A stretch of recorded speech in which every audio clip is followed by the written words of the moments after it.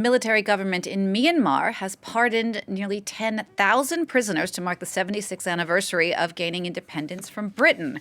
Those released, though, include just a small proportion of the thousands of political detainees jailed for opposing the current army rule.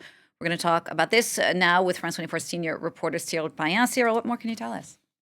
Well, by the numbers, it maybe look very significant, this amnesty today, but in the meaning not that much, because a lot of people were gathering, especially in the former capital, Rangoon, at the very famous insane jail, waiting for political prisoners, journalists, academics, politicians being jailed, having been jailed for 3 years now after the coup, the February 21 coup. Well, as far as we know, maybe 1 or 2 so far have been released. So out of this huge number of prisoners released, this is something which is quite usual in this country, especially when the military leaders are under pressure, which is very much the case now in the country, to release some prisoners, but many of them are petty prisoners or murders or people who make really big trouble in a society. So it's not extremely significant.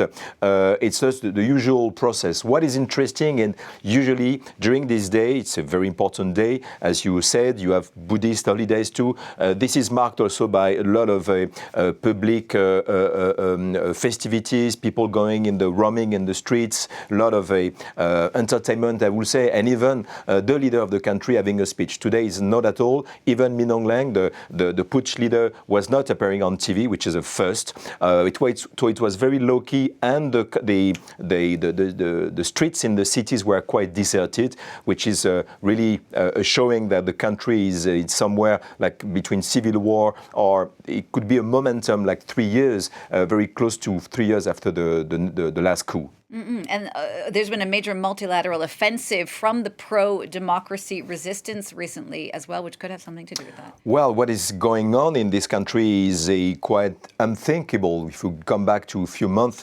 back, we can see this very exclusive footage. This is a Russian-made tank which has been seized by the ethnic rebel in the northern part of this huge country, where you have the military, which is a very strong force. 25% of the budget is devoted to the military in this country. Here is another footage, which is another chopper, Russian-made, which has been downed by a missile from the Kachin, the KIA, the Kachin rebel in a very remote northern part of the country. The thing is, this country is inhabited by 135 ethnics, and for the first time, for the past 3 months, there has been the start of a huge offensive by the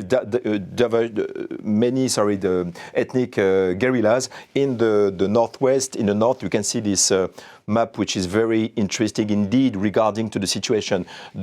In green, this is the junta, the military, which is in charge of the country, and yellow is the variety of ethnic guerrillas and pro-democratic resistance, which just seized this part of this country. This is very important because this is bordering with China. China is very much involved by securing the power of the military, but also very much involved with the ethnics, where he has a lot of businesses.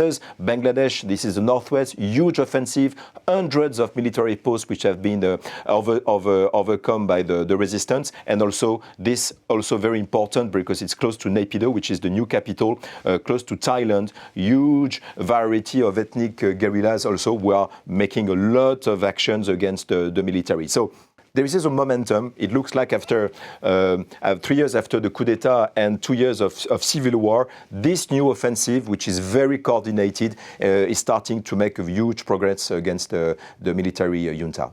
All right, Cyril, thank you so much for that. France 24's Cyril Payen.